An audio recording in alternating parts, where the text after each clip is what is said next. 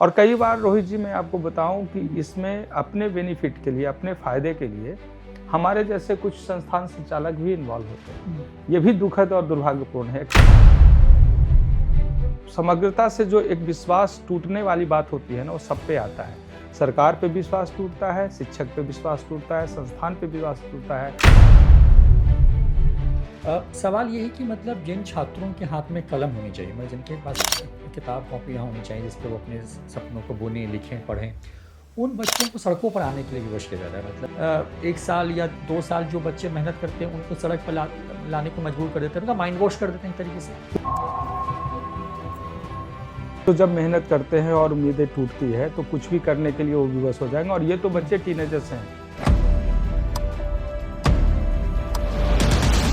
कि भारत के पास सबसे ज़्यादा यूथ पॉपुलेशन है, इसके पास सबसे बड़ी शक्ति है, चूँकि ह्यूमन रिसोर्स इस धरती की सबसे बड़ी ताकत है। और ये कहते मैंने सुना है कि क्या फ़र्क पड़ता है, इतने पैसे अगर मिल भी जाएं और 5 महीने जेल ही रहना पड़ेगा तो क्या फ़र्क पड़ता है। अगर हमारा यूथ ऐसे सोचता है, जो उसका प्रोडक्शन है वो सामने आएगा, तो ये चिंता का विषय है जो हम सब लोगों को सोचना चाहिए।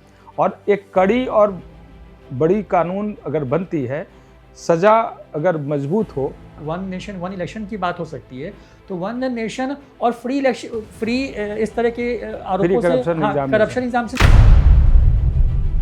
हम यदि खुद टीचर होकर उन बच्चों के साथ डांस करने का वीडियो वायरल कर और अपने लाइक्स और शेयर्स और अपने व्यूअर्स को देख रहे हैं, तो रोहित जी मैं आपको बताऊं सीधे शब्दों में कि हम चाहे जितने भी बड़ा काम कर लें, आज भी भारत संघर्ष कर रहा है ब्रेड और बटर के लिए।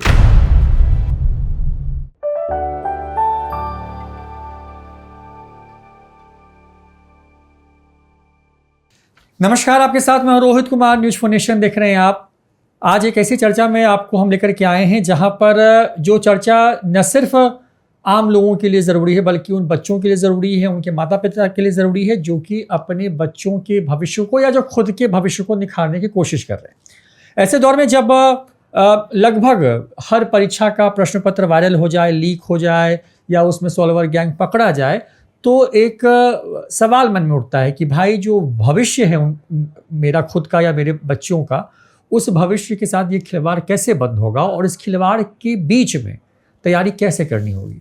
क्योंकि सवाल ये है ना कि अगर आपने किसी परीक्षा की तैयारी की है, किसी एग्ज़ाम की तैयारी की है और आपने अपना बेस्ट देने की कोशिश की है और पहले से उसी परीक्षा का प्रश्न पत्र किसी को सुलभ हो जाए, तो जाहिर तौर पर वो आपसे बेहतर अंक लाएगा। तो वैसी स्थितियों में कैसे खुद को हैंडल करें, इन तमाम चीज़ों पे बात करेंगे। करियर के ऑप्शंस क्या क्या हैं ऐसे वक्त में जब AI जैसी चीज़ें बहुत तेज़ी से दुनिया को छू रही हैं, बदल रही हैं, तो यहाँ पर विकल्प कैसे बदल रहे हैं।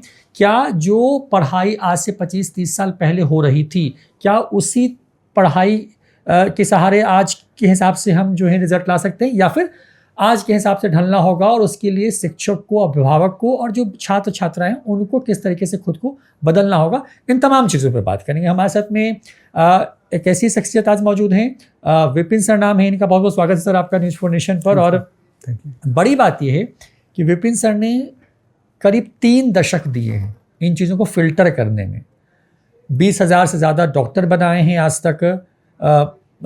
अगर मैं खुद अपने छात्र जीवन की बात करूं तो सपना था कि विपिन सर के कोचिंग में पढ़ना है। मतलब विपिन सर क्योंकि चैलेंजेस शुरुआत वहीं से करते हैं, जो स्थिति आज है मतलब देश भर में, और हर परीक्षा, मतलब परीक्षा के मैं नाम गिनवाऊँ और उन परीक्षाओं के प्रश्न पत्र या तो वायरल हो जाते हैं या परीक्षा केंद्र से सॉल्वर गैंग पकड़ा जाता है।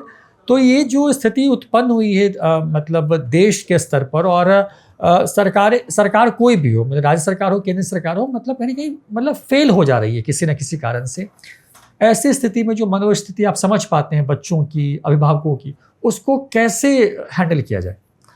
तो रोहित जी, पहले तो मैं आपको धन्यवाद देना चाहूँगा। बहुत ही रेलेवेंट टॉपिक्स आपने उठाए हैं आज, और बहुत ही छात्रों की तरफ से, अभिभावकों की ओर से और हम सब लोग की ओर से जो बड़ा कॉमन क्वेश्चन है और जो हमारे मन में एक संकोच और बातें आती है, छात्रों की तरफ से सबसे ज़्यादा पूछे जाने वाला क्वेश्चन है, वो आपने आज उठाया है।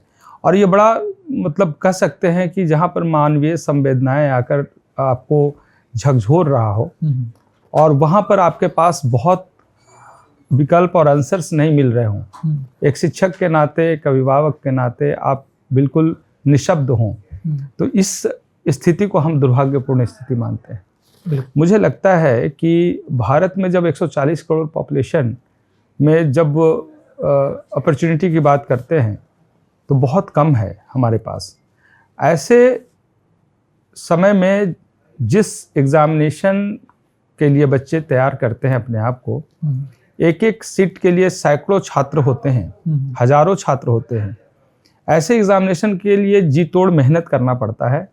उस मेहनत के बाद जब उसे उस एग्जामिनेशन में अपने मेहनत को प्रदर्शन करना है, उससे उसको रिजल्ट तक पहुंचना है, उस समय अंत स्थिति में ये पता चलता है या एग्जाम देने के बाद ये पता चलता है कि जिस प्रश्न के लिए आप आंसर करके आए हैं वो प्रश्न तो पहले से ही बाहर आ चुका था और छात्रों के पास सुलभ था और वो एग्जाम दे के आए। अब ये स्थिति ऐसी होती है जहाँ पे छात्र टूट जाता है, अभिभावक बिल्कुल निराश हो जाते हैं, हम जैसे संस्थान संचालक बिल्कुल आशाहीन हो जाते हैं और समझ में कुछ भी नहीं आती। ये दुर्भाग्यपूर्ण है। लेकिन ऐसे वक्त में जो बदलाव, जो व्यवस्था की तरफ से बदलाव होने की ज़रूरत है, वो बहुत ही विस्तार स्वरूप होना चाहिए, बहुत ही ट्रांसपेरेंट होना चाहिए, बहुत जिम्मेवारी से भरा होना चाहिए। और एक बात समझना चाहिए कि इतने कठोर मेहनत के बाद छात्रों ने जिसके लिए अपने हक को साबित करने का एक समय चुना था, उस समय को उससे वापस लौटाना चाहिए या फिर वो फल उसे मिलना चाहिए। मुझे लगता है कि इसमें बड़ी संजीदगी से सोचना है, जो व्यवस्थापक हैं, जो सरकार हैं, जो इस काम को कर रहे हैं। और कई बार रोहित जी मैं आपको बताऊं कि इसमें अपने बेनिफिट के लिए, अपने फ़ायदे के लिए हमारे जैसे कुछ संस्थान संचालक भी इन्वॉल्व होते हैं। ये भी दुखद और दुर्भाग्यपूर्ण है। एक शिक्षक जिसे जिम्मेवारी है कि अपने समाज को गढ़े, रास्ता दिखाए, एक सही तरीके से गाइड करे, एक प्रोफेशनल से ज़्यादा इंसान बनाने की वो कोशिश करे, वही व्यक्ति खुद शिक्षक की भूमिका में होकर अगर ऐसे कृत्यों में शामिल होता है तो समग्रता से जो एक विश्वास टूटने वाली बात होती है ना, वो सब पे आता है। सरकार पे विश्वास टूटता है, शिक्षक पे विश्वास टूटता है, संस्थान पे विश्वास टूटता है और इस प्रकार के जो इंस्टीट्यूशन है, जो कंडक्ट करती है एग्जामिनेशन, इन पे भी विश्वास टूटता है। और ये बहुत ही चिंता का विषय है। अगर हमारे यूथ इस लेवल पे हमेशा प्रभावित होते रहे इन सारे कृत्यों के बीच में, तो निश्चित रूप से आने वाला समय में एक बड़ी दुर्घटनाओं का स्वरूप भी सामने देखने को मिल सकता है। ऐसा कहने में कोई अतिशयोक्ति नहीं है सर। लेकिन क्योंकि मतलब आप बता रहे हैं, बहुत मतलब ग्राउंड रियलिटी बता रहे हैं, जो चीज़ें हो रही हैं, मतलब सवाल ये है कि मतलब जिन छात्रों के हाथ में कलम होनी चाहिए, मतलब जिनके पास किताब कॉपियाँ होनी चाहिए जिस पे वो अपने सपनों को बुनें, लिखें, पढ़ें, उन बच्चों को सड़कों पर आने के लिए विवश किया जा रहा है। मतलब जैसा कि आप कह भी रहे हैं कि कुछ जो कोचिंग संचालक सरकार के स्तर पे, सिस्टम के स्तर पे तो गड़बड़ी है ही, लेकिन कुछ लोग इन बच्चों के क्योंकि मैं तो कहूँगा कि बिल्कुल वो ऐसी पौध हैं शायद जिनको खुद से खड़ा रहने भी नहीं आता है, मतलब उनको जिस तरीके से मिसलीड किया जा रहा है, मतलब लगता नहीं कि मतलब खुद के मतलब इंस्टेंट फ़ायदे के लिए आप पूरे के पूरे मतलब 1 साल या 2 साल जो बच्चे मेहनत करते हैं उनको सड़क पर लाने को मजबूर कर देते हैं, मतलब माइंड वॉश कर देते हैं एक तरीके से। तो जब मेहनत करते हैं और उम्मीदें टूटती है तो कुछ भी करने के लिए वो विवश हो जाएंगे। और ये तो बच्चे टीनेजर्स हैं, कम उम्र है, इतनी मैच्योरिटी नहीं है, उन्हें इसी बीच में कोई हवा देने वाला भी मिल जाएगा और वो सीधे सड़क पे आएंगे। जहाँ उन्हें अपने करियर को बनाना था और देश और प्रदेश को संभालना था, वहाँ पे वो छोड़कर कुछ और करने लगेंगे। तो आप समझिए कि जो आपके सबसे बड़े रिसोर्सेज हैं, जो यूथ पूरे विश्व में सबसे ज़्यादा, जिससे कहते हुए हम लोग गर्व महसूस कर रहे हैं कि भारत के पास सबसे ज़्यादा यूथ पॉपुलेशन है, इसके पास सबसे बड़ी शक्ति है। चूँकि ह्यूमन रिसोर्स इस धरती के सबसे बड़ी ताकत है। अगर गलत तरीके से ड्राइव किया गया तो इसके परिणाम तो दुष्परिणाम होंगे ही। यहाँ पे बहुत सावधान होने की ज़रूरत है। और जहाँ तक सवाल है इसके विकल्प और इसे ढूंढने का, तो एक सोच होनी चाहिए, एक बड़ी कमिटमेंट होनी चाहिए, कैसे हम सुधार सकते हैं। कोई ऐसी व्यवस्था बन सकती है, और इसमें बड़ी बात नहीं है, व्यवस्था बन सकती है जिसमें फ्री एंड फेयर एग्जामिनेशन हो। आज भारतवर्ष में भी कई एग्जामिनेशन ऐसे हैं जिसमें बिना किसी चीटिंग का वो एग्ज़ाम हो रहा है और उसको हम सभी लोग मिसाल के रूप में ले सकते हैं। तो एक जो इच्छा शक्ति होती है वो बड़ी होनी चाहिए काम करने के लिए। और जो ऐसे लाभार्थी हैं उन्हें अगर एक कह सकते हैं कि एग्जाम्पल सेट किया जाए, अगर बड़ी सजा देकर और कड़ी सजा देकर, क्योंकि क्या है ना कि हमारे संविधान में बहुत लिबर्टी है दिया हुआ। वहाँ पे मानवाधिकार से लेकर के हर वो चीज़ें सामने आ जाती है जहाँ पर कई बार उन लोगों को एक लिवरेज मिलता है, गलत करने के लिए प्रोत्साहन मिल जाता है। और ये कहते मैंने सुना है कि क्या फ़र्क पड़ता है, इतने पैसे अगर मिल भी जाएं और 5 महीने जेल ही रहना पड़ेगा तो क्या फ़र्क पड़ता है। अगर हमारा यूथ ऐसे सोचता है, हमारे समाज के कुछ लोग ऐसे सोचते हैं, तो समाज किस रूप से उसका स्वरूप बदलेगा और किस रूप से हमारे प्रदेश और राष्ट्र का आने वाले में जो छवि और जो उसका प्रोडक्शन है वो सामने आएगा। तो ये चिंता का विषय है जो हम सब लोगों को सोचना चाहिए। और एक कड़ी और बड़ी कानून अगर बनती है, सज़ा अगर मजबूत हो, तो मुझे नहीं लगता है कि इसके बाद कोई सामने आएगा।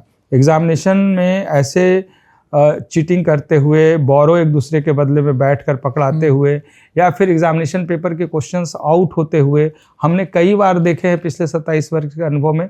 लेकिन क्या देखते हैं कि 6 महीने के अंदर वो छूट जाते हैं और अगले साल फिर उसी काम में वो संलग्न हो जाते हैं। अब तो उनको सर्टिफिकेट मिल गया कि मुझे ये काम करने भी आता है, और छूटने में 6 ही महीने लगते हैं, क्योंकि पैसा उनके पास होता है और उस पैसे के दम पे कुछ भी कर लेते हैं। तो यहाँ पर एक बार सोचना होगा हमारी पूरी व्यवस्था को कि कैसे हम मजबूती से उसके अगेंस्ट एक लॉ रिफॉर्म करें, उस लेवल पे बनाएं और उन लोगों के लिए क्योंकि आपने जो बात की कि सजा की व्यवस्था ऐसी होनी चाहिए कि लोग डरे, मतलब इस तरह का खिलवाड़ करने से। क्योंकि सर आपने 27 साल मतलब से ज़्यादा वक्त दिया है मतलब इस इंडस्ट्री को, मतलब जहाँ पे हर साल मैं कहूँ कि हर साल नए बच्चे आते हैं, बिल्कुल, और हर साल नए बच्चे आते हैं, नए वो बच्चे अब जो पुराने बच्चे होते हैं वो अपने सपने को एक उड़ान दे करके निकल जाते हैं। मतलब इन 27 से 30 सालों का जो सफ़र है आपका, इसमें मतलब क्या क्या चेंजेस देखे हैं आपने, और मतलब वो कौन कौन सी चुनौतियां आपके समझ से लगती हैं कि नहीं मतलब इन चीज़ों पर सरकार को ज़्यादा ध्यान देना चाहिए ताकि जो चीज़ें हो रही हैं मतलब वो ना हो, और जो एक ट्रस्ट चाहिए मतलब छात्रों को, क्योंकि हर विद्यार्थी जो परीक्षा की तैयारी कर रहा है, जो 2 साल 3 साल 5 साल मेहनत कर रहा है, उसका ये हक है कि उसको मतलब उसकी परीक्षा जो है फेयर तरीके से हो। मतलब अगर आप 1 नेशन 1 इलेक्शन की बात हो सकती है, तो 1 नेशन और फ्री इलेक्शन, फ्री इस तरह के आरोपों से करप्शन एग्जामिनेशन क्यों नहीं हो सकता है?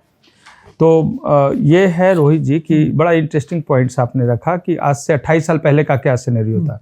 गोल संस्थान जब शुरू हुई थी, उस समय जब हमने शुरुआत किया था, तो कॉम्पिटिटिव एग्जामिनेशन के बारे में छात्रों के पास इतना सारा टेक्नोलॉजी और टेक्निक और तरीके नहीं पता थे। हमने सबसे पहले 97 में जब शुरू किया था, वो टेस्ट सीरीज के रूप में हम आए थे। पूरे भारतवर्ष का एक अनूठा प्रयोग था। उस प्रयोग के माध्यम से छात्रों ने जब उसका उपयोग किया और वो सामने आया रिजल्ट के रूप में, तो एक बहुत बड़े परिवर्तन, क्रांतिकारी परिवर्तन हुआ और रिजल्ट्स बड़ी संख्या में हम लोग के सामने आया। पहले साल हम 8x8 के कमरे से शुरू कर बिहार में थे। नेक्स्ट ईयर हम लोग बनारस गए, उसके बाद बोकारो होते हुए दिल्ली, लखनऊ, इलाहाबाद, बिहार, झारखंड, छत्तीसगढ़ के लगभग 18 ब्रांच में काम किया। और काम करने के दरमियान हमें ये दिखाई दिया कि छात्र बहुत फोकस्ड है अपने करियर को लेकर के, अपने फ्यूचर को लेकर, अपने पेरेंट्स और अपने समाज से बहुत बॉन्डेड है और उसके लिए बहुत अच्छा करना चाहते हैं। वो इमोशंस था उनके पास। धीरे धीरे समय के साथ बदलाव होता गया। अब जिस जनरेशन के साथ हम लोग चल रहे हैं, मैं समझ सकता हूँ कि पहले जिस लेवल के स्टूडेंट्स थे, उस लेवल के स्टूडेंट्स से लगभग 4 to 5 टाइम्स टैलेंटेड बच्चे आज दिख रहे हैं, जिनके पास IQ लेवल, जिनके पास लॉजिकल लेवल पहले के अपेक्षा बहुत अच्छा हो गया, बढ़ गया। टेक्नोलॉजी को बहुत अच्छे समझते हैं, बदलाव को बहुत अच्छे से ग्रास्प कर रहे हैं। लेकिन जो एक बदलाव दिख रहा है मुझे कि बच्चों में जो धैर्य है वो कम हो गया है। पहले के अपेक्षा धैर्य की कमी है। विश्वास वो नहीं करते हैं, ना अपने पे विश्वास है और न ही शिक्षक और अपने पेरेंट्स पे विश्वास है। उन्हें जो कुछ दिखता है वो एक अलग टॉपिक बन सकता है कि जैसे हमारे यूथ को जो चीज़ें सिखाई जा रही है, वो सोशल मीडिया सबसे ज़्यादा उसको टीच कर रहा है, इन्फ्लुएंस कर रहा है, उसको गाइड कर रहा है और उसको ड्राइव कर रहा है। आप कह सकते हैं उसको ड्राइव कर रहा है। ये जो ड्राइव करने वाला जो एनर्जी है, जिस लेवल के थॉट्स प्रोसेस को उन बच्चों के अंदर डाला जा रहा है, ये डराने वाला विषय है। हमें जिस संस्कार के साथ, जिस भारतीय संस्कृति और संस्कार की बात हम शिक्षा में करते हैं, वो कहीं ना कहीं से दूर होता दिख रहा है और यहीं से वो सारी चीज़ें बदल रहा है। हम समझते हैं कि उन बच्चों के अंदर वो प्रभाव है, अभिभावकों के अंदर भी प्रभाव है। यहीं से क्वेश्चन पेपर आउट कराने से लेकर गलत तरीके से मेडिकल कॉलेज में जाने में भी उनको कहीं हिचक नहीं है। समाज का जो एक पहले होता था डर, समाज से एक जो परहेज होता था कि मुझे ये काम नहीं करना चाहिए। हम जब गांव में रहते थे तो कोई गलत काम इसलिए नहीं कर पाए क्योंकि किसी भी जाति बिरादरी के लोग थे हमसे बड़े, वो हमारे चाचा थे, हमारे दादा थे, बड़े भैया थे, या हमारे परिवार के न हो करके भी हमारे गांव और हमारे पंचायत के थे, जिनसे हमें डर था, जिनसे मुझे परहेज था, जिनके सामने गलत नहीं कर सकते थे। ये सारी चीजें कुरीतियों के रूप में आया भी है। गार्जियनशिप मतलब कहने कि पहले था जो शायद अब नहीं है या खत्म हो रहा है। अपने घर की बातों को वो स्वीकार नहीं कर रहे हैं। हम लोग तो पहले बाहर के लोगों की बात को भी नहीं उठा सकते थे, अब तो बच्चे घर की बातों को भी नहीं समझ पाते। यहाँ से जब फ्रीडम आप एक तरफ देते हैं, एक तरफ स्वतंत्रता उन बच्चों को देते हैं, तो देखिए स्वतंत्रता अच्छी बात है, लेकिन कितना मैच्योर है वो, कितना वो उसके अंदर परिपक्वता है, इस पे उसको वो स्वतंत्रता मिलनी चाहिए। और ये सभी स्वतंत्रता इस वजह से मिलता है क्योंकि जब हम प्लान करते हैं किसी भी प्रोग्राम को, चाहे एग्जामिनेशन को लेकर या अपनी पढ़ाई को लेकर या जिस तरीके का सोशल मीडिया की बात कर रहे हैं उसे लेकर, तो एक कंट्रोलिंग सिस्टम होना चाहिए। जो कंट्रोलिंग सिस्टम है वही कहीं ना कहीं से पूरे जो ड्राइव करने वाला पार्ट है उसको प्रभावित कर रहा है। तो एक तो ये बातें हैं जिस पे विचार हम सब लोगों को करना चाहिए, और खासकर जो पॉलिसी मेकर हैं उनको जरूर सोचना चाहिए कि हम अपने नए जनरेशन को किस रूप में स्वीकारना चाहते हैं। यदि आज उन्हें इस लेवल पे गलत करने में समर्थन देते हैं या गलत करने के लिए प्रोत्साहित करते हैं या गलत करके प्रोत्साहित हो रहे हों, ऐसे बच्चों को अगर समय रहते ना रोका जाए, ऐसी गलतियों को ना रोका जाए, तो फिर बहुत इसके दुष्परिणाम भी सामने आएंगे। और कहीं ना कहीं हमारे उम्र जब उस पड़ाव पे आएगा, जब उन बच्चों के हाथ में हमारा स्वास्थ्य होगा, हमारा भविष्य होगा, हमारी वो सारी चीज़ें होंगी, हमारा देश होगा, तो हम क्या उम्मीद कर सकते हैं नए जनरेशन से कि किस लेवल पे लेके जाएगा। फिर से मैं बात कहूँ, अपने बात का संशोधन करते हुए, कि इतने टैलेंटेड जनरेशन है कि यदि इन्हें सही रास्ता दिखा दिया जाए तो जो आप सोच नहीं सकते, पूरे विश्व में सबसे ज़्यादा प्रोडक्टिव जनरेशन हम कह सकते हैं हमारे भारत के पास है। बस एक बार संजीदगी से गलत करने वाले को रोका जाए और अच्छा करने वाले को प्रमोट किया जाए। आज भी मैं इस बात को पूरे जिम्मेवारी से कहता हूँ कि आज भी इसी माहौल में कुछ ऐसे बच्चे हैं जिन्होंने अपने आप को साबित किया है, जिन्होंने अपने टैलेंट का परचम पूरे विश्व में वो लहराया है, दिखाया है, अपने क्षमता को, अपने मेधा को उस लेवल तक पहुंचाया है। तो मुझे लगता है कि यहाँ पर पॉलिसी मेकर को बहुत संजीदगी से सोचना होगा। समय न गुजर जाए, एक पूरी पीढ़ी न कहीं रास्ते बदल ले, भटकाव न हो जाए, यहाँ पे समझने की जरूरत है। मतलब सर आप तो सिस्टम की, लेकिन जैसे कि आप कह रहे हैं कि मतलब घर से भी चीज़ें बिगड़ रही, मतलब जो अभिभावक है खास करके, मतलब जिनके बच्चे मतलब स्कूल जा रहे हैं या जिनके बच्चे मतलब किसी कॉम्पिटिटिव एग्जाम की तैयारी कर रहे हैं, उन घरों में कैसे माहौल मतलब। तो रोहित जी क्या है ना कि कोई भी अभिभावक ही नहीं चाहता है कि हमारा बच्चा डिरेल्ड हो जाए या फिर रास्ते बदल ले या फिर वो ट्रैक आउट हो जाए। बिल्कुल, क्योंकि पूरा एक माहौल बना हुआ है ना। जो बच्चे घर में बहुत अच्छे संस्कार के साथ पले बढ़े स्कूल में जाते हैं या किसी हमारे जैसे इंस्टीट्यूट या कहीं इंस्टीट्यूट में जाते हैं, उनको कैसे संस्कार परोसे जा रहे हैं, ये बहुत महत्वपूर्ण है। हम यदि खुद टीचर होकर उन बच्चों के साथ डांस करने का वीडियो वायरल कर और अपने लाइक्स और शेयर्स और अपने व्यूअर्स को देख रहे हैं और वो स्वार्थ हमारे ऊपर हावी हो रहा है, तो हमें तो सबसे पहले लगता है कि हम शिक्षक, जितने भी कहने वाले शिक्षक हैं, सो कॉल्ड शिक्षक, पहले शिक्षक अपने एथिक्स, अपने मोरल को, और शिक्षक अपने शिक्षकत्व को समझे कि हम शिक्षक हैं तो हमारे ऊपर कितनी बड़ी जवाबदेही है। क्या आज का एक शिक्षक सिर्फ पैसा कमाने के लिए बैठा है? ऐसे भी कहा जाता है शिक्षक एक फकीर के रूप में होता है। मैं भी उस बात को मानता हूं कि समय के साथ, बदलाव के साथ आपको बदलना चाहिए। क्वेश्चन मेरे से भी पूछा जा सकता है कि आपके पास क्या है, तो हमारे पास वो सारे स्टूडेंट्स और उस अभिभावक के दिए हुए वो सारे हैं व्यवस्था, और उस व्यवस्था से हम लोगों ने पैरेलल सोसाइटी को रिटर्न किया है। अब गोल विलेज के रूप में हमने किया, और भी बहुत सारे ऐसे प्रोग्राम हमारे चलते हैं साथ साथ जो हम रिटर्न करने की कोशिश करते हैं, और जो व्यवस्था है उसको संचालित करने के लिए भी व्यवस्था उस लेवल पे होता है। फिर भी मैं कहूँ कि एक अच्छा काम करने वाले संस्थान के पास, हमारे प्रदेश की बात अगर मैं कहूँ तो यहाँ पे मान सम्मान, पैसा, प्रतिष्ठा सब कुछ मिलता है। हमें एक अच्छा शिक्षक बनने की सिर्फ जरूरत है। आपके पास कितना कुछ है इससे किसी को मतलब नहीं है। लेकिन अगर आपको ये सारी चीज़ें आपके समाज ने दिया है तो सबसे पहले उसके दायित्वों का जो एक कहते हैं कि दायित्वों का समझ होना चाहिए, और उस दायित्व पे अपने आप को संभाल कर रखने की ज़रूरत है, ताकि हमारा समाज भी अच्छे दिशा में चलता रहे। हम ही लोग तो हैं जब मिलते हैं, सब लोग मिलकर जब काम करते हैं, हमारे अभिभावक है, शिक्षक है, संस्थान है, जब समाज के कुछ ऐसे प्रबुद्ध लोग हैं, जब सब मिलकर एक पॉजिटिव डायरेक्शन में बहेंगे आगे, तभी जाकर हम कुछ दूरी तय कर पाएंगे और एक बेहतर भविष्य की बात कर सकते हैं। सर ये तो मतलब पूरी बात हुई जो अभी चल रहा है, मतलब जो कहें कि एक असंतोष उत्पन्न हुआ है पिछले कुछ सालों में देश के अंदर में परीक्षाओं को लेकर के, लेकिन अब इससे आगे बढ़ते हैं, कन्फ्यूज़न पे आते हैं। मतलब जैसे कि आजकल के जो छात्र हैं, जो स्टूडेंट हैं, जो स्कूलिंग करके जस्ट निकल रहे हैं और अब उनको समझ नहीं आ रहा कि करना क्या है, और ऐसे वक्त में जो बहुत कुछ उनका जीवन में सोशल मीडिया तय कर रहा है, मतलब उनके व्यक्तिगत जीवन में उनके परिवार के लोग पहले से ये तय कर बैठते हैं कि नहीं, मेरा बेटा बस डॉक्टर ही बनेगा, मेरा बेटा जो है सिर्फ इंजीनियर बनेगा, या उसको सरकारी नौकरी में जाना है, या फलना तरह की कॉम्पिटिशन एग्जाम्स देने हैं और उसको रिजल्ट निकालना है। ऐसे वक्त में जब एक कन्फ्यूजन वाली स्थिति उत्पन्न होती है, मतलब एक ऐसे बच्चे में जो कि बिल्कुल अबोध है, मतलब जिसने शायद अभी दुनिया सही से देखी नहीं है, सोशल मीडिया वाली दुनिया को वो अब असली दुनिया मान बैठता है, तो जो 10वीं 11वीं या 12वीं के जो खास करके जो छात्र छात्राएं, उनके लिए मतलब उनको कैसे चुनना चाहिए? मतलब तो रोहित जी, मैं आपको बताऊं सीधे शब्दों में कि हम चाहे जितने भी बड़ा काम कर लें, आज भी भारत संघर्ष कर रहा है ब्रेड और बटर के लिए। बिल्कुल। हमारे पेरेंट्स सबसे पहले ये सोचते हैं कि हमारा बच्चा सेल्फ डिपेंडेंट कैसे हो, अपने पैर पे कहाँ कैसे किस तरीके से खड़ा हो। मुझे लगता है समग्रता के साथ बच्चों की सबसे पहले काउंसलिंग करनी होती है, और वो काउंसलिंग का जो उम्र होता है क्लास 6 से ही शुरू करना चाहिए। 6 में ज़्यादा पढ़ाने की ज़रूरत नहीं है, लेकिन उनको उसका बोध देने की ज़रूरत है, धीरे धीरे वो ज्ञान देने की ज़रूरत है कि दुनिया है क्या, दुनिया का रियल फीचर और फिगर उनके सामने रखना चाहिए।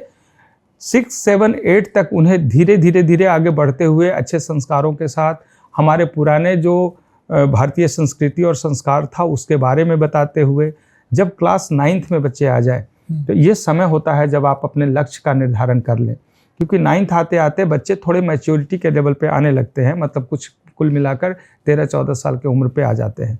13-14 साल के बाद वो 15-16 साल, जिसको हम एक मैच्योर एज कह सकते हैं आज के समय के अनुसार, उनके पास नॉलेज भी है, उनके पास समझ भी है। हाँ, बहुत मैच्योरिटी नहीं है, लेकिन फिर भी कंपैरेटिवली वो बहुत छोटे नहीं रह गए, अब बड़े हो रहे हैं। तो मुझे लगता है कि सबसे पहले लक्ष्य का निर्धारण होना चाहिए, और इसकी शुरुआत 9th क्लास से तो निश्चित रूप से ही हो जाना चाहिए। जैसे पहले हो जाए तो बहुत फोकस्ड होकर काम करेंगे, नहीं तो 9th क्लास से अपने लक्ष्य का निर्धारण कर लेना चाहिए। लक्ष्य निर्धारण के लिए जरूरी होता है कि उन्हें कौन सा प्रोफेशन अपने ओर खींच रहा है, अट्रैक्ट कर रहा है, जो उन्हें अपना शौक है।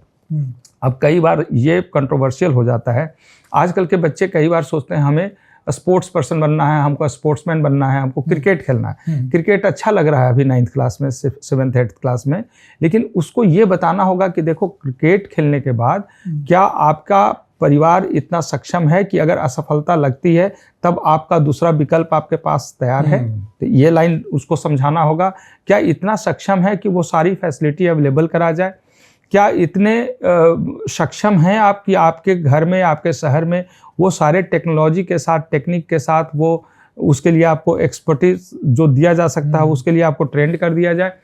तो इस लेवल की अगर उससे व्यवस्था नहीं है तो उसको बताया जाए कि हमारा प्रायोरिटी पहला है कि हमें ब्रेड बटर की व्यवस्था करनी है। अगर प्रचुरता है आपके घर में तो फिर ठीक है, आप अपने शौक को आजमा सकते हैं।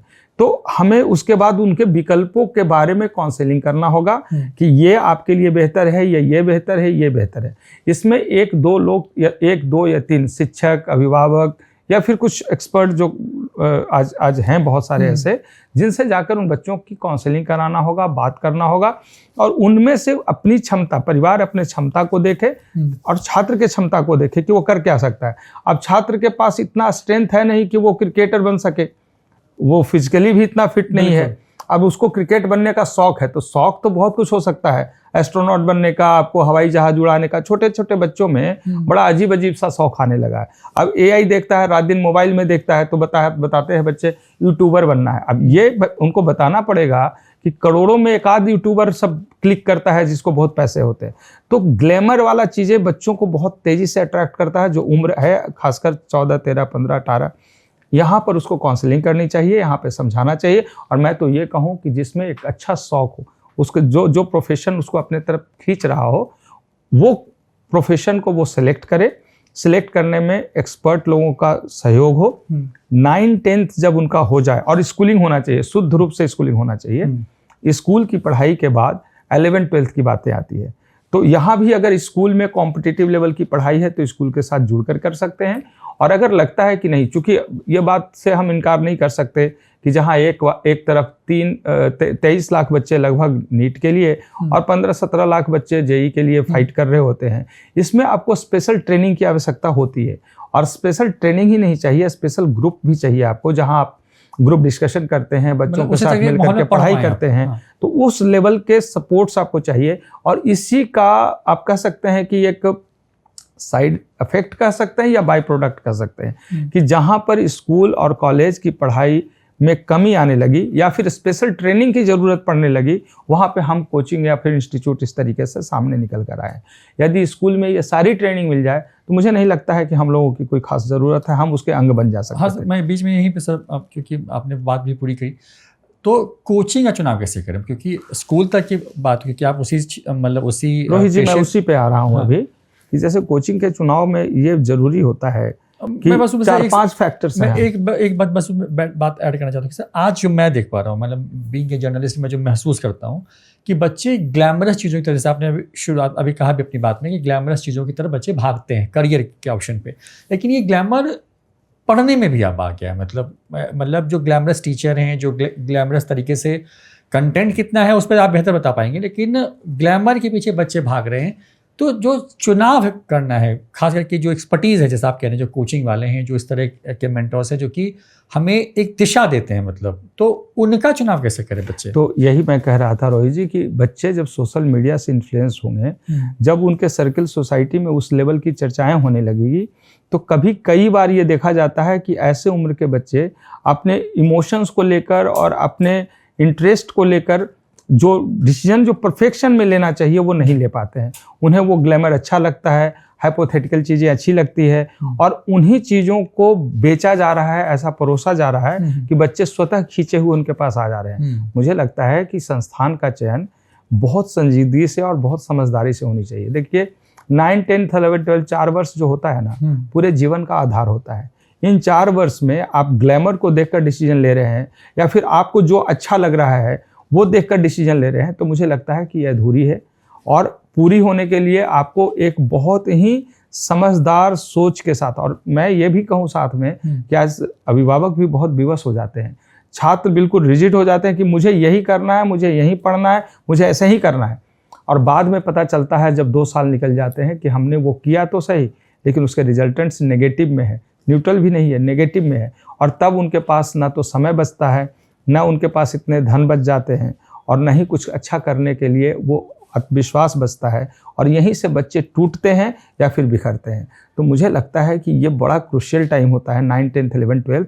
संस्थान के चयन के कुछ क्राइटेरिया है वो ज़रूर जानना चाहिए, सिर्फ दिखावे में ना जाएं। जैसे हम अगर कोचिंग टाइप का जो इंस्टीट्यूट है या हम जैसे इंस्टीट्यूट जब पढ़ाते हैं, अगर हमारे चयन की बात करें तो मैं बहुत बेबाकी से 2-4 बातें ज़रूर रखना चाहूँगा। सबसे पहले ये देखें कि वो कितना अनुभवी है और कितने दिन से उसका काम को कर रहे हैं। जो काम कर रहे हैं उसमें कंट्रोवर्सी कितना ज़्यादा रहा है या कितना कम रहा है, कंट्रोवर्सी पॉजिटिव या नेगेटिव। अगर मैं सीधे खुले शब्दों में बात करूं तो जैसे आजकल एक प्रचलन चला है कि किसी भी संस्थान में पढ़ने वाले बच्चे का जो टॉपर्स होता है उसको परचेज कर लिया जाता है, और इसका शिकार मैं भी हुआ हूँ। मैंने आज तक नहीं किया है, लेकिन मेरे संस्थान में पढ़ने वाले बच्चों का फोटोग्राफ्स 10 जगह चला है। अब कई बार ऐसा होता है कि मेरे यहाँ वो पढ़ाई किया और कहीं और जा कर के वो ऑनलाइन का या फिर एक आध टेस्ट दे लिया, तो वहाँ भी वो अपनी चीज़ों को रख लेते हैं। खैर वो तो एक अलग प्रसंग है, लेकिन कई बार ऐसा होता है कि वो बच्चा आपके यहाँ पढ़ा ही नहीं था, लेकिन आप पैसा दे करके उसको अपने यहाँ अपने टी शर्ट पहनाकर आप खड़ा कर दिया और लोगों के बीच में एक मैसेज आपने डाल दिया। ये भ्रामकता को कैसे कंट्रोल किया जाए ये समझना जरूरी है। मुझे 28 साल में कहते हुए बिल्कुल इस बात को मैं गर्व से कहता हूँ कि हमने ये काम नहीं किए।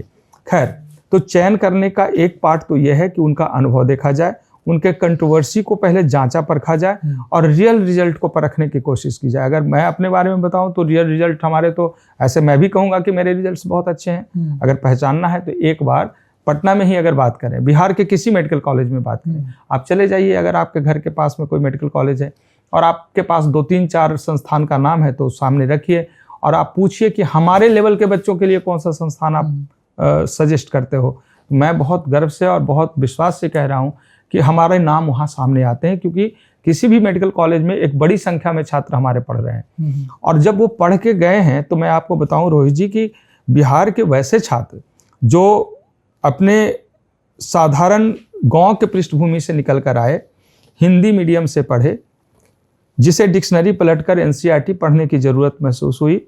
असेंडिंग डिसेंडिंग का मतलब न जानने वाला बच्चा अगर 2 साल मेहनत करता है तो दिल्ली एम्स तक पहुंचता है। ये मिसाल और ऐसे रिजल्टेंट गोल्ड संस्थान में बहुतायत में देखने को मिलेगा। और यहाँ पर मेरे बातों पे फिर से मैं कह रहा हूँ, विश्वास ना हो, आप जाना चाहिए आपको मेडिकल कॉलेज में, पूछिए कि ये बात कितना सत्य है और आपको दिख जाएगा कि वैसे बच्चे जिसकी बात मैं कर रहा हूँ उनके बैचमेट्स, उनके साथ पढ़ने वाले कई बच्चे वहाँ पर मिलेंगे। तो मैं जस्ट एग्जाम्पल दे रहा हूँ या फिर मैं अपने बारे में भी कुछ सामने रख रहा हूँ, लेकिन मेरा मकसद बिल्कुल स्पष्ट है कि आप किसी भी संस्थान को चयन करने के पहले सिर्फ उसके प्रचार प्रसार, उसके भ्रामकता या उसकी हकीकत को देख करके, सिर्फ ऐसी सुन करके किसी से नहीं वो डिसीजन लें, बल्कि एक बार उस संस्थान में जाइए जहाँ पर बच्चे यहाँ से पास आउट होकर निकलते हैं, उन लोगों से बात कीजिए, आपको बिल्कुल स्पष्ट पता चलेगा। एक और तरीका है कि संस्थान में पढ़ रहे छात्रों से भी बात कर सकते हैं आप। लेकिन कई बार ऐसा होता है कि संस्थान में पढ़ने वाले छात्रों में 3 लेवल का क्वालिटी है। जो बच्चे रेगुलर क्लास करते हैं, टेस्ट देते हैं, अपने डिस्कशन में रहते हैं, बैकअप क्लासेस करते हैं, डाउट क्लास करते हैं, जो हमारे यहाँ मिलता है, अगर ऐसे बच्चों से आप बात करेंगे तो हमारी संस्थान बहुत अच्छी है। अगर उन बच्चों से बात करें कि जिनका क्लास हमेशा बंक होता है, टेस्ट नहीं देते हैं, अगर वो गलती से आपको मिल जाएंगे तो वो शिकायत करेंगे। तो हमें लगता है कि जब इस क्लास में पढ़ने वाले बच्चों से आप फीडबैक ले रहे हो तो उसमें एक प्रॉपर होना चाहिए और समझ के साथ करना है, और नहीं तो सबसे अच्छा मेडिकल कॉलेज में जाकर पूछिएगा, आपको एक सही रास्ता निकल कर आएगा। लेकिन इस क्वेश्चंस को अंत करने से पहले एक बार फिर से मैं इस बात को अंडरलाइन करूंगा कि ये सबसे बहुमूल्य समय होता है, जिसका कोई मूल्य नहीं हो सकता। वो 9, 10, 11, 12 होता है। इन्हीं 4 साल के आधार पे न सिर्फ मेडिकल इंजीनियरिंग की बात आप करें, बल्कि यूपीएससी से लेकर जितना कॉम्पिटिटिव एग्जामिनेशन है इन्हीं 4 सालों पे आधारित है। इसलिए यहाँ इमोशनल होकर नहीं, किसी के कह देने से सिर्फ नहीं कि हमारा बच्चा वहाँ है और हम वहाँ पढ़ रहे हैं, वहाँ पे तो बहुत बढ़िया ऐसी काम करता है, वहाँ तो बहुत बढ़िया सब टीचर थोड़ा इंटरटेन करते हैं, तो आप ये डिसाइड करें कि आप इंटरटेन करना चाहते हैं या अपने जीवन को बनाना चाहते हैं। अगर आपको जीवन बनाने की बात होगी तो इस एजुकेशन को और इस टाइम को एक सीरियस नोट पे रख के आपको सोचना होगा कि भाई हम कर क्या रहे हैं। ऐसा नहीं कि लाइफ फेल हो जाएगा, ऐसा नहीं कि आपका पूरी ज़िंदगी अधूरी रह जाएगी, लेकिन ये 4 वर्ष की मेहनत पूरी अधूरी ज़िंदगी को एक अच्छा स्वरूप देने के लिए काफ़ी होता है। ऐसे समय में आपको समझदारी से डिसीजन लेना चाहिए और ना समझ में आए तो एक्सपर्ट से जाकर बात करना चाहिए। अभी जब आप कह रहे थे कंट्रोवर्सी का विषय, तो मैंने गोल के बारे में, सर आप उसी संस्थान से, तो मैंने गोल के बारे में सर्च किया तो कहीं कुछ ऐसा दिखता नहीं। तो ये 30 साल मतलब कोई छोटी यात्रा नहीं है। 30 साल मतलब मिनिमम है, मतलब मैं ऐसे कहूँ तो 30 साल बिना किसी कंट्रोवर्सी के, मतलब 20,000 से ज्यादा डॉक्टर बना कैसे, ये कैसे होता है? मतलब जी देखिए, जो क्वालिटी चेक जो आप कर पा रहे हैं, मतलब या मेंटेन रख पा रहे हैं, वो कैसे हो पा रहा है? रोहित जी देखिए, ऐसा है कि हम लोगों ने एक ईमानदार कोशिश की, और मेरे से अगर कोई पूछते हैं कि आपने कैसे किया, तो मेरे पास 2 ही इंग्रेडिएंट्स है या 2 ही तरीके हैं इसको अभी तक पहुंचाने में। मैंने जो सबसे ज़्यादा महसूस किया, पहला ये था कि हम जवाबदेह हैं। हमारी पूरी संस्था, हमारे शिक्षक जो हमारे साथ जुड़ते हैं, हमारे संस्थान के जितने भी मैनेजमेंट साइड से अधिकारी पदाधिकारीगण हैं, ये बहुत रिस्पॉन्सिबल हैं। उन्हें इस बात का पता है कि एक अभिभावक आपके पास जब आपके संस्थान में आते हैं तो न सिर्फ अपने बहुत मेहनत की कमाई छोड़ जाते हैं, बल्कि अपने सबसे प्यारे जो उनके बच्चे होते हैं, चाहे पुत्र या पुत्री के रूप में, उसका पूरा भविष्य आपको सौंप देते हैं। ये समय हम वापस नहीं कर सकते। वो हमें पैसा देते हैं, अपना विश्वास देते हैं, और जीवन का सबसे बहुमूल्य समय जो अपने बच्चे के लिए हो सकता है वो आपको सौंप जाते हैं। यहाँ पर आपको बहुत जवाबदेह होकर के उन बच्चों का केयर करना चाहिए, सपोर्ट करना चाहिए। और मेरे संस्थान के हर एक व्यक्ति इस बात को बहुत बेहतर से समझता है, क्योंकि ये मेरे दिल के करीब है ये चीज़ें, और इसको हम लोग कभी नकार नहीं सकते। तो पहला तो काम है कि हम रिस्पॉन्सिबिलिटी लेते हैं और पूरी तरीके से लेते हैं, और उतनी ही लेते हैं जितना हम पूरा कर पाएँ। रोहित जी, यहीं पे मैं बोलता चलूँ कि आज हमारे पास ऑप्शन है, अगर थोड़ा सा बाकी संस्थानों के जैसे अगर हमारा कुछ व्यवहार और इस लेवल पे कृत्य होने लगे, तो हमारे पास इतने बच्चे हैं आ जाएं कि जिसे रखने के लिए मेरे पास जगह नहीं है। लेकिन वो बच्चे आ जाएंगे, हम शायद उनको पढ़ा भी लेंगे, लेकिन मेरा रिजल्ट रेशियो ये नहीं रहेगा। और जो मैं 28 साल तक अपने संस्थान को बड़े आज गर्व से कह रहा हूँ ना कि हमने ये गलतियाँ नहीं की हैं, और हम यहाँ पे बहुत सही तरीके से काम करने की जो कोशिश किया है उस पर हमें छात्रों ने और अभिभावकों ने सहयोग दिया है। ये ना तो सहयोग कल हमें मिलेगा छात्र से, ना अभिभावक से, और ना समाज में हमारी ऐसी पहचान रह जाएगी, और ना 28 साल हम टिक पाएंगे। इसलिए मेरा जो पहला और सबसे इम्पॉर्टेंट है कि आप जो भी काम करते हैं उसमें जवाबदेह बनिए। आप छात्र हैं तो आपको जवाबदेही लेना पड़ेगा कि हमारे अभिभावकों ने हमें किस लेवल तक मेहनत कर, पैसे अर्जित कर, हमसे उम्मीद लगाकर हमें ये सारी सुविधाएं दी है, तो उसके लिए हमें रिस्पॉन्सिबल बनना होगा। तो पहला जो कोर पार्ट है वो है आपकी जवाबदेही, जिसे आपको समझना होता है। हम समझते हैं, आपको भी समझना चाहिए। और दूसरी बात, इस जवाबदेही को पूरा करने के लिए आपको बहुत ईमानदार होना होगा। आप इसमें इफ बट लेकिन परंतु का शब्द न रखें, और ऐसा था इसलिए ऐसा हो गया, ये कोई नहीं सुनने जा रहा है। यहाँ पर प्रकृति का जो चयन है ना, वो बड़ा कठोर होता है, बड़ा निर्दयी होता है। आप अच्छा करेंगे तभी फिल्टर होंगे, तभी आप डार्विनिज्म को, उस सिद्धांत को, सर्वाइवल फॉर द फिटेस्ट और स्ट्रगल फॉर जो एग्जिस्टेंस की बात हम करते हैं, स्ट्रगल फॉर एग्जिस्टेंस में, आप यदि एग्जिस्ट करना चाहते हैं आपको स्ट्रगल करना ही पड़ेगा। सर्वाइव करना है तो फिट रहना ही होगा, और इसके लिए आपको जवाबदेह और ईमानदार बनना ही पड़ेगा। तो ईमानदारी और जवाबदेही, यही दो तरीके थे मेरे, जिसने हमें 28 साल टिका कर रखा, हमें लोगों के बीच में कंट्रोवर्सी से थोड़ा दूर रखा।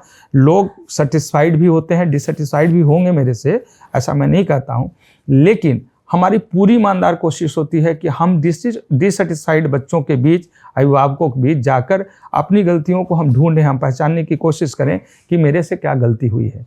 और वो लोग यदि ईमानदारी से हमें वो बताते हैं तो मैं बहुत साहसपूर्वक उसको, बहुत खुश होकर के उसको स्वीकार करता हूँ और उसे सुधारने की कोशिश करता हूँ। शायद इन्हीं कारणों से जब उनके डिमांड आए, जब हम अपने ऑपरेशनल पॉइंट्स पे हमें परेशानी हुई और हमें कुछ देने की ज़रूरत पड़ा, वहाँ पर हमने ROI नहीं देखा, हमने देखा ज़रूरत, और उस ज़रूरत के अनुसार गोल विलेज जो आज 14 एकड़ में फैला हुआ पटना में, जब इतने कॉस्टली लैंड्स हैं, सबको पता है, इस समय में इस व्यवस्था में 14 एकड़ का लैंड बनाकर 3 लाख स्क्वायर फीट से ज़्यादा का कंस्ट्रक्शन कर उन बच्चों को वो सारी सुविधाएं हम देने की अगर कोशिश कर रहे हैं, तो इसे जुर्रत कहा जा सकता है। और सचमुच में ये ROI नहीं है, रिटर्न ऑफ इन्वेस्टमेंट नहीं है, ये रिजल्ट का रिटर्न हो सकता है, मेरे सेटिस्फैक्शन का रिजल्ट हो सकता है, या फिर बैक टू सोसाइटी ये मेरा रिटर्न हो सकता है। और यहाँ से, और ये काम आप तब कर पाएंगे जब आपको जवाबदेही और जब आपके अंदर ईमानदारी होगी, और आपको लगेगा कि जो मान सम्मान, प्रतिष्ठा, पैसा जो भी आपको मिला है, इन्हीं सोसाइटी के लोगों के द्वारा मिला है, इसी समाज के लोगों ने आपको यहाँ तक पहुँचा है। जब ये भाव आप रखेंगे तो न सिर्फ आप लंबे समय तक टिकेंगे, बल्कि आप शिक्षक होने का, एक संस्थान संचालक के रूप में अपने प्रदेश, अपने राष्ट्र को अच्छा कुछ आप रिटर्न करने की बात कह सकते हैं। मैंने सर, जब हम लोग इस इंटरव्यू को शूट करने वाले थे तो मैंने एक सवाल पूछा था अपने सोशल मीडिया प्लेटफॉर्म पे, तो कई सारे सवाल वैसे छात्रों ने पूछे, उससे ज़्यादातर जवाब आपने दिए भी हैं। एक सवाल बहुत कॉमन है कि जो बाकी कोचिंग है और जो गोल विलेज, उसमें अंतर क्या है, वो थोड़ा समझाइए। मैं गोल विलेज से और बाकी कोचिंग के, देखिए बाकी कोचिंग के बारे में डायरेक्ट तो मैं कभी भी, चूँकि मैं कॉम्पिटिटर ऐसे नहीं मानता हूँ, मैं हर एक कॉम्पिटिशन में खड़े संस्थान को सीखने का एक माध्यम मानता हूँ। मुझे लगता है कि वो अगर बहुत अच्छा कर रहे हैं तो उनको ज़रूर अप्रिशिएशन मिलना चाहिए, और अप्रिशिएशन उसके सामने में बैठा हुआ जो उसका कॉम्पिटिटर है उसके तरफ से ही मिलना चाहिए। तो मैं ऐसे संस्थान जो बहुत अच्छा काम कर रहे हैं उसको मैं अप्रिशिएट करता हूँ, उनकी अच्छी चीज़ों को मैं भी सीखता हूँ, अपने अंदाज में उसे करने की कोशिश करता हूँ। तो मैं किसी को शिकायत करने के पक्ष में, या फिर उसके उस कमियों के तरफ हम ज़्यादा न देखकर उसके अच्छाइयों को देखते हैं और ये मुझे बहुत सहयोग करता है।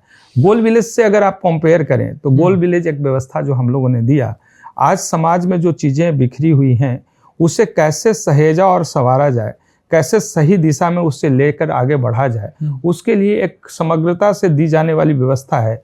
और उसमें अगर मैं बात करूं, जैसे चर्चा में मैंने कहा था कि बच्चे 4 टाइम्स ज़्यादा टैलेंटेड हैं, लेकिन इस टैलेंट को सही तरीके से निगरानी करना, सही पाथ पे ले चलना, ये बहुत ज़रूरी होगा। नहीं तो बात तो ऐसे ही हो जाएगी कि बच्चे सपोज आप कीजिए कि आपके हाथ में एक गाड़ी दी जाती है जिसकी स्पीड 300 किलोमीटर पर आवर से ज़्यादा होगा, और जो ड्राइवर है वो बहुत मैच्योर नहीं है, अभी बहुत नया नया वो ड्राइविंग सीखा है, तो ऐसे बच्चे के हाथ में इतनी तेज़ स्पीड की गाड़ी अगर आप देंगे तो एक्सीडेंट होने का भय हमेशा बना हुआ रहेगा। बस ऐसे ही हो रहा है आज युवाओं के अंदर। आज टीनेजर्स जिसको जेन जी हम कहते हैं, इसके पास इतनी क्षमता, इतना एनर्जी, इतनी एनर्जी है कि इसे संभालने के लिए जो व्यवस्था चाहिए वो हम नहीं दे पा रहे हैं। गोल संस्थान उसी का विकल्प हमने ढूंढा है। जैसे उसके लिए जो सबसे स्पीड में ले जाने वाला होता है वह है उसके हाथ का मोबाइल। हमने मोबाइल को रिस्ट्रिक्ट कर दिया बहुत ही सीमित समय के लिए, 1 घंटे के लिए लोग नहीं चलाते हैं गोल विलेज में। 1 घंटे के लिए दिया जाता है जिसमें फैमिली से बात करते हैं, अपने पेरेंट्स से बात करते हैं, और उसी 1 घंटे में उनको जो अट्रैक्ट करता है, जो उनको लगता है कि उनके इंटरटेनमेंट के लिए एक ज़रूरी है और थोड़ा दुनिया से कनेक्ट भी रहे, वो ये भी ज़रूरी है। क्योंकि टेक्नोलॉजी जो आज बदलाव जो हो रहा है, उस बदलाव को भी समझना बहुत ज़रूरी है। तो गोल विलेज में हम लोग 6 महीने, 1 साल, 1.5 साल का ही कोर्स होता है।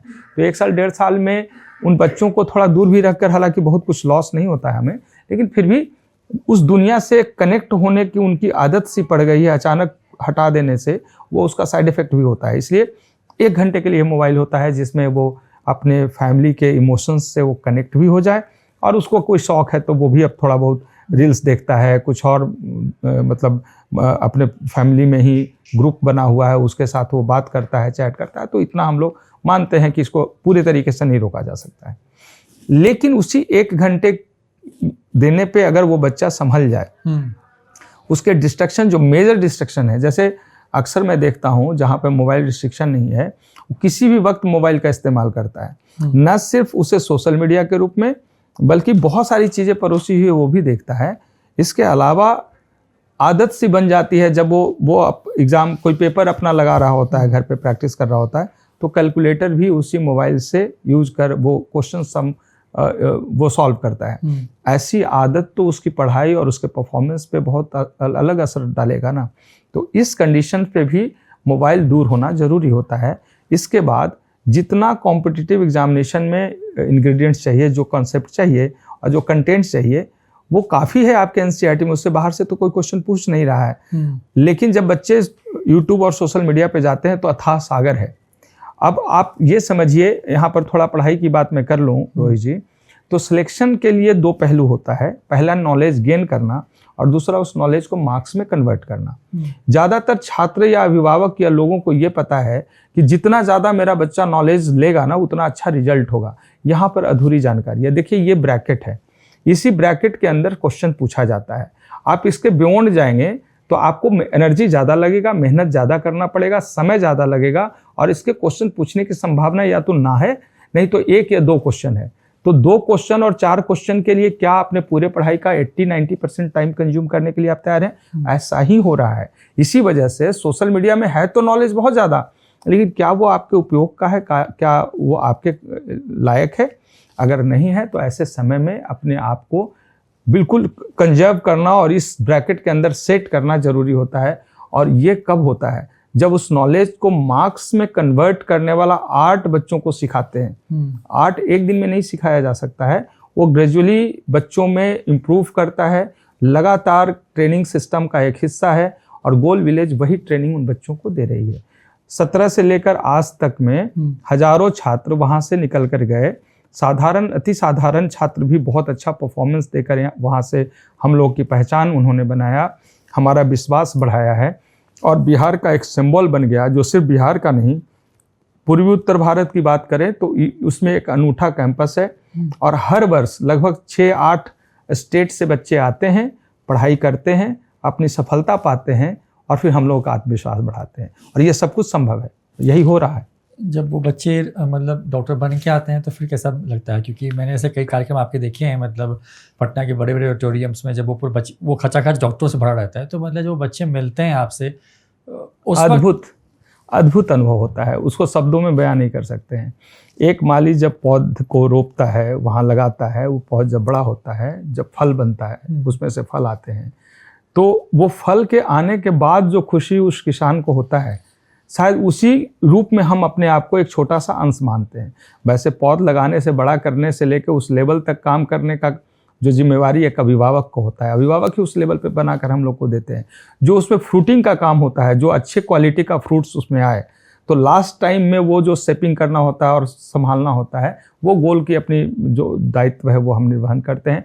बाकी तो एक अभिभावक ने जो काम किया अपने बच्चों के लिए, जिस लेवल तक उसे समर्थन और साथ दिया है, उसके साथ हर विकट और टफ सिचुएशन में खड़े रहे हैं, उस समय हम समझते हैं कि एक बड़ा चैलेंजिंग टाइम होता है एक अभिभावक के लिए, लेकिन सब कुछ वो कह सकते हैं फेस करते हैं और हम लोगों को कहीं ना कहीं से क्रेडिट मिल जाता है। एक और रोहित, एक शब्द मैं उन बच्चों को कहना चाहूँगा। अभिभावक की चूँकि चर्चा हो गई और अभिभावक के बारे में जब हम बात करते हैं, उनसे मिलते हैं, उनके भाव को परखते हैं, पहचानते हैं और उसको अनुभव करते हैं, महसूस करते हैं, तो मुझे ये लगता है ना कि कई बार अभिभावक भी बड़ा वहाँ पे संकोच में आ जाते हैं कि हम अपने बच्चों से या बच्चों के सोच से हम हार रहे हैं। और बच्चे भी अजीब टाइप से कई बार रिएक्शन देते हैं, सभी नहीं ऐसे होते, लेकिन कुछ बच्चों को ऐसे देखते जब हैं तो हम लोग का भी मनोबल गिरता है। तो बच्चे कई बार होता है कि अभिभावक कुछ बता रहे हैं, उनके पेरेंट्स ने कुछ अच्छी चीज़ें बताया, शिक्षक ने अच्छी चीज़ें बताया, तो बच्चे रिएक्ट कर जा रहे हैं। और ये रिएक्शन न सिर्फ अभिभावक को तोड़ रहा है, हम लोग को भी तोड़ता है। तो मैं उन बच्चों से कहना चाहूँगा कि देखो, जीवन में तुम जितना भी संघर्ष कर रहे हो या आगे चलकर तुम्हें जो संघर्ष की स्थिति में तुम आओगे, बिना संघर्ष का तो जीवन है ही नहीं। ये भ्रम में नहीं रहिएगा, जिस आइडियोलॉजी में आप जी रहे हैं ऐसा जीवन है नहीं। बेसिकली ये हाइपोथेटिकल जीवन आपको यूट्यूब पे दिखाया गया है, सोशल मीडिया पे दिखाया गया, ये ऐसा जीवन है नहीं। जीवन वास्तविक रूप से जो मिलने वाला है उसका आप ज्ञान नहीं रखते हैं, ये ज्ञान आपके अभिभावक का है। तो मैं उन बच्चों को खास कर से कहना चाहता हूँ कि आप जब थक जाओगे, जब हारने लगोगे, जब तुम परेशान होगे ना, तो तुम्हें अगर किसी ने हाथ थामा और उंगली पकड़ेगा ना, वो आपके पेरेंट्स होंगे। इसलिए अपने पेरेंट्स से बायस्ड होकर के बात नहीं कीजिए, उनसे मिलिए, बैठिए, भावनाओं को समझिए और उनसे आप समझने की कोशिश कीजिए कि वो व्यक्ति, वो माता पिता आपके लिए क्या कुछ त्याग किया है आज तक आपके लिए, आपके जीवन में। तो आप जब इन बातों को समझने लगेंगे, जब इस लेवल पे समझ आपके पास आने लगेगा, तब आप दायित्व को समझते हैं, आप जिम्मेवारी को समझते हैं, फिर वहाँ से आप ईमानदार होना शुरू होते हैं। और ये दो चीज़ें उसके साथ जुड़ता है तो आपके पास तो इतना अच्छा टैलेंट है कि आप जो चाहिएगा वो कर लीजिएगा। फिर आप एग्जाम्पल सेट हो जाते हैं समाज में कि उसने ऐसा करके दिखा दिया। मैं तो आपके माध्यम से उन सारे छात्रों को विश करता हूँ, उनको शुभकामना देता हूँ कि आप जितनी अच्छी क्षमता रखते हैं, उस क्षमता को पहचान कर, परख कर सही दिशा में आगे बढ़ने की कोशिश कीजिए और देखिए कि कितना बढ़िया रिजल्टेंट आता है। हम सब लोगों को गर्व होगा आपके ऊपर। बहुत बहुत शुक्रिया सर। विपिन सर हमारे साथ थे और उन्होंने बहुत वो चीज़ें बताई हैं जो शायद कोई टीचर या कोई कोचिंग का मालिक या कोई इस तरह की बातें करने वाला व्यक्ति आपको शायद ना बताए। उन्होंने वो हकीकत रखी है जो उन्होंने महसूस की है। जो अभिभावक जब उनके पास एडमिशन के लिए बच्चों को लेके आते हैं, तब वो जो बात कहते हैं वो भी बात उन्होंने कहने की कोशिश की है। उन बातों को भी बताया है कि छात्रों के मन में क्या चल रहा है, सोशल मीडिया, AI, बहुत तेज़ी से भागती ज़िंदगी, ग्लैमर, इन तमाम चीज़ों में जहाँ सपने छूटते हैं, उन सपनों को कैसे अपनी सही पटरी पर ला करके उनको पूरा किया जा सकता है, अचीव किया जा सकता है, उन तमाम चीज़ों के बारे में बात की है। कैसे चुनाव करना है अपने करियर का, अपने पढ़ना क्या है, कहाँ पढ़ना है, कैसे पढ़ना है, इन तमाम चीज़ों पर बात करने की कोशिश की है। हमारी भी कोशिश यही थी कि जो सवाल हैं, जो आज का जनरेशन, जो जेन जी, जो शायद अपने जीवन में कुछ करना चाहता है या अपने परिवार को कुछ देना चाहता है, मतलब कमा करके नाम, शोहरत, पद जैसी चीज़ों को हासिल करके जिससे नाम उनके परिवार का होगा, उनके शिक्षकों का होगा, उनमें कौन सी सावधानी बरतनी। क्योंकि देखिए भीड़ बहुत है, मतलब अगर जैसा विपिन सर ने बताया कि 40 लाख बच्चे सिर्फ जो है 2 परीक्षाओं के लिए शामिल होते हैं हर साल, उनमें से 4 लाख बच्चे चुने जाते हैं, उससे भी कम। तो आप कल्पना करिए ना कि 40 लाख में अगर 4 लाख से भी कम को अवसर मिल रहा है और उसमें से भी शायद 40,000 बेस्ट हो पाएंगे शायद, तो कितना बड़ा कंपटीशन है और कैसे आपको अपनी दिशा, अपने जीवन की दिशा देनी है, अपने परिवार का सपना पूरा करना है। और उन्होंने बहुत ही बेसिक बात की जो मुझे व्यक्तिगत बहुत जिसने मुझे छुआ है, वो बात ये है कि अपने माता पिता का सम्मान कीजिए। फिलहाल इतना ही। देखते रहिए न्यूज़4नेशन। नमस्कार।